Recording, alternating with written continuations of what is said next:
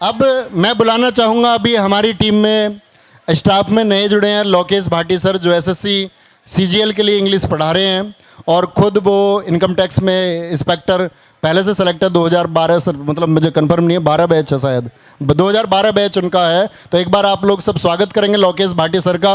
और वो किसी का भी कोई डाउट है तो आप लोग पुट कर सकते हैं, बाकी सर अपनी बातें आगे प्रोसीड करेंगे। Sir welcome. बहुत बहुत धन्यवाद। सबसे पहले तो मेरठ की धरती को प्रणाम। अच्छा, एक बात है, पता नहीं क्यों मेरठ में आकर के ऐसा लगता है कि अपनी जो नेचुरल भाषा है वो चेंज कर दो और मेरठ वाली टोन में आ जाओ। होता है, आप लोगों के साथ भी कभी होता होगा, जो लोग बाहर से आए हैं उन्होंने महसूस किया होगा आकर के यहाँ पर मेरठ में आप एंटर किए और बोलते हैं और बे लौंडे कैसा है।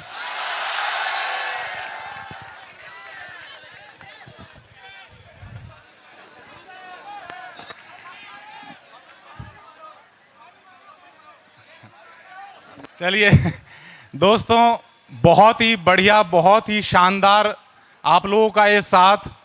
रोजगार विद अंकित परिवार, मैं दोस्तों अभी रिसेंटली जुड़ा हूँ। 2012 बैच एसएससी के थ्रू मैं इंस्पेक्टर लगा था। पर आपके पूजनीय श्री अंकित भाटी सर ने एक सपना देखा हुआ है दोस्तों कि भारत में किसी भी बच्चे को रोजगार की जो अपॉर्चुनिटी है वो कम ना पड़े, किसी को भी अवसर कम ना मिले। और इसीलिए उन्होंने जो मुहिम शुरू की हुई है ऑनलाइन एजुकेशन के थ्रू आप सब तक पहुंच रहे हैं दोस्तों, काबिले तारीफ है और मैं उम्मीद करता हूं आप सभी को अच्छी लग रही होगी। अब एक छोटी सी बात दोस्तों, मेरे सीनियर्स ने, मेरे कलीग्स ने आप सबके साथ में मोटिवेशनल बातें की। एक छोटी सी बात 2 मिनट की आपके साथ में शेयर करना चाहूँगा। उम्मीद करता हूँ आप सब उससे रिलेट कर पाएंगे, क्योंकि अक्सर हर बच्चा जो कॉम्पिटिटिव एग्जाम की तैयारी करता है कभी ना कभी डीमोटिवेट हो जाता है, कहता है कि सर सिलेक्शन नहीं हो पा रहा है, मेरिट लिस्ट से थोड़ा सा नीचे रह गए। तो दोस्तों एक बात याद रखिएगा, यूएस में एक बच्चा हुआ, उस बच्चे के डिलीवरी के समय उसकी माता को कुछ कॉम्प्लिकेशन हो गई। अनफॉर्चुनेट था, बहुत दुखद इंसिडेंट था, और उस कॉम्प्लिकेशन की वजह से डिलीवरी के समय वो जो कॉम्प्लिकेशन हुई उसकी वजह से उस बच्चे का निचला वाला मुंह पैरालाइज हो गया, वो हिल नहीं पाता था। उस बच्चे को, ध्यान दीजिएगा दोस्तों, आप सब उस बच्चे को जानते हो, आप सब मेरे सारे भाई बहन उस बच्चे को जानते हैं, पहचानते हैं, लेकिन अभी मैं उसका नाम नहीं बता रहा हूं। उस बच्चे को पैरालिसिस होने के बाद में स्कूल में इतने ताने दिए गए, वो बच्चा परेशान हो गया बुरी तरीके से कि मुझे ही क्यों भगवान ने ऐसा बनाया। उसके बाद उस बच्चे ने एक तरकीब निकाली कि सारे क्लास के साथी जो मुझे परेशान करते हैं, तो ताने देते हैं, उनको मैं जवाब दूंगा कैसे। उसने बॉडी बिल्डिंग स्टार्ट करी। उस बच्चे ने पैरालाइज होने के बावजूद दोस्तों बॉडी बिल्डिंग स्टार्ट करी, और बाद में चल करके वो बच्चा दोस्तों सिल्वेस्टर स्टैलोन के नाम से, हॉलीवुड एक्टर के नाम से पहचाना गया।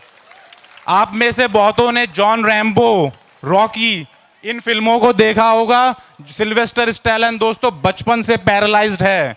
चाहता तो वो बच्चा भी ये सोच सकता था कि भगवान ने मुझे इतना बड़ा कष्ट दिया, मेरे साथ क्या होगा, मैं क्या कर पाऊंगा, लेकिन दोस्तों उसने हार नहीं मानी। वो बच्चा डटा रहा, कोशिश करता रहा, बॉडी बिल्डिंग करी और एक दिन टॉप का सुपरस्टार बना। तो दोस्तों असंभव कुछ भी नहीं है, सब कुछ आपकी मेहनत पर, आपकी लगन पर निर्भर करता है। विद दिस मैं आप सभी से दोस्तों विदा लेना चाहूंगा। तो कोई डाउट अगर है इंग्लिश लैंग्वेज से रिलेटेड या सीजीएल से? सर एक डाउट है मेरा। नमस्कार सर, सबसे पहले मैं आरडब्ल्यूए टीम का स्वागत करता हूँ अपने जिला मेरठ में। नमस्कार सर, जब से आप सीजीएल में पढ़ाने लगे हो और एसएससी टीम के बगैर, मतलब आरडब्ल्यूए टीम के बगैर एसएससी तो कुछ है ही नहीं, लगता ही नहीं था कि हम एसएससी की प्रिपरेशन कर रहे हैं। और स्पेशली नवीन भैया जब से एसएससी की जीके और जीएस पढ़ाने लगे हैं, मतलब कॉन्फिडेंस यहाँ से यहाँ पहुँच गया है। और सर एक ही सपना है कि जिस दिन एक्सरसाइज की वर्दी अपने बदन पे होगी, एक मीटअप अपनी तरफ से RWA का रखूंगा और पूरे मेरठ में जितने भी वर्दी लवर्स होंगे ना, सबको मंच पे सुशोभित कराएंगे। फिर एक ही सपना लेके चले हैं मन में कि RWA परिवार और अपना परिवार सबसे ऊपर होगा। बस एक ही सपना है, RWA परिवार, RWA परिवार। और इस पे नवीन भैया का जवाब नहीं, गुरुजी एक बार चरण स्पर्श करा दियो, और कुछ नहीं चाहिए जिंदगी में। सबसे बहुत बहुत धन्यवाद दोस्त, बहुत बहुत धन्यवाद, कोटि कोटि प्रणाम। हेलो, सबसे पहले तो सभी मंच पर अध्यापकों को मेरा नमस्कार। सर, मेरा आपसे एक सवाल है। मैं प्लीज सबसे रिक्वेस्ट करूंगा दोस्तों, थोड़ी सी शांति बनाए रखिए ताकि जो बच्चा अपना कोई डाउट या सजेशन देना चाहता है हम उसको सुन सकें, प्लीज। सर, मुझे इंग्लिश में बहुत दिक्कत हो रही है, मतलब समझ में सब कुछ आ रहा है, बस सवाल नहीं बन पा रहे सर। प्रैक्टिस एड में और उसमें मतलब प्रैक्टिस करता हूँ, मॉक में टेस्ट नहीं है, मॉक में नंबर नहीं बन पा रहे सर इंग्लिश में, तो सर उसके लिए कुछ कहना चाहिए। दोस्तों, आप में से जितने बच्चे भी इस समस्या से ग्रसित हैं उनको लगता है कि सर रूल्स समझ लेते हैं, टॉपिक समझ में आ जाता है, लेकिन जब मॉक टेस्ट करते हैं या क्वेश्चन लगाने की कोशिश करते हैं उस समय क्वेश्चन ठीक नहीं बैठते हैं।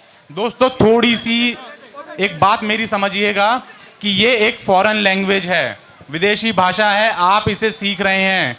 क्या जब आप पैदा हुए थे उसके तुरंत बाद आपने बोलना सीख लिया था दोस्त? जी नहीं।